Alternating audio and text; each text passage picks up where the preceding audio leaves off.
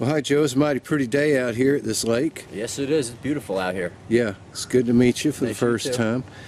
You were just telling me your story. I understand that you had a traffic accident a long time ago that you lost a leg over. And tell me about the pain medications and the years that you were involved on that sort of thing. Well, when I was 16 years old, I had a moped accident that took my leg, put me in the hospital for 8 months. For 6 months in one hospital, 2 months in another. They had me addicted to Demerol. My biceps and my arms from here down were solid rocks from the injection sites. And this was when I was a kid. I'm 43 years old now. Dealt with that for 2 years. They amputated my leg in October of 1988. I had just turned 18 years old that July, and it was the first consent form I signed. That messed me up a little bit. So I went down the wrong path. I went down the drug route and the alcohol route and did that kind of crazy stuff.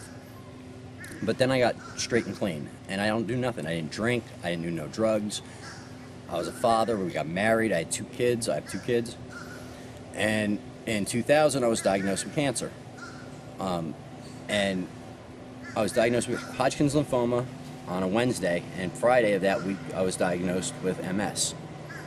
My oncologist told me, he goes, well, I got good news, I have bad news. I said, okay, doc, what's the good news? You have cancer. I said, okay, what's the bad news? He says, you have MS, and that's going to kill you. That was 13 years ago, and for the last I beat the Hodgkin's. I'm clean from that.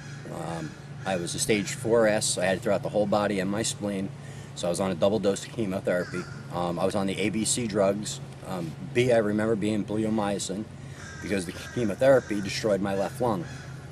For 13 years, my lung didn't work. All my doctors know it.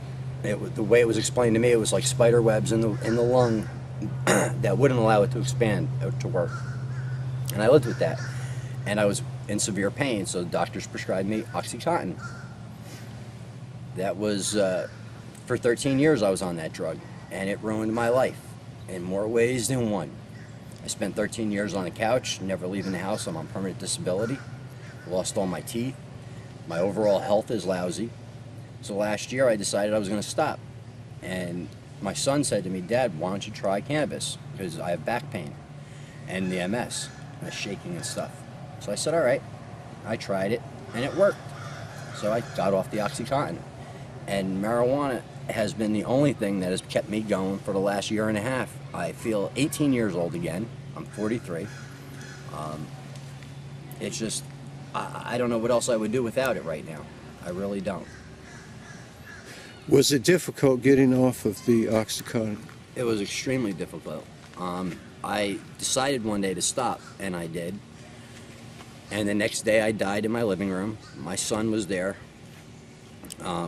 People talk about it as a near-death experience, as a white light or a tunnel. The way I saw it was a big black room.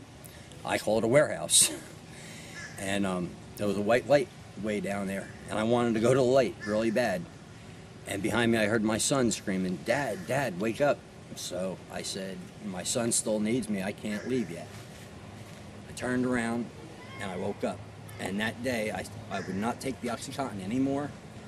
And the only thing that kept me going was marijuana. It manages my pain, manages my shaking, the MS. I shoot pool now. I'm only a skill level 3, if you know what that means. But I'm a pretty good shot, and it's only because of the cannabis. I have to smoke, and otherwise I'm like this all the time. And if I smoke, this is, well, I'm still shaking now, but I think that's because I'm in front of the camera. But Yeah. Sorry, I'm getting off the point a little bit. No, you did great. Thank you, Joe. No problem. Appreciate you sharing that with us. All right, you're welcome. And I know I'm a little absent-minded a little bit, and I jump around, and I'm sorry. No, about you that. did fine. Okay. That was great. Thank you. Thanks.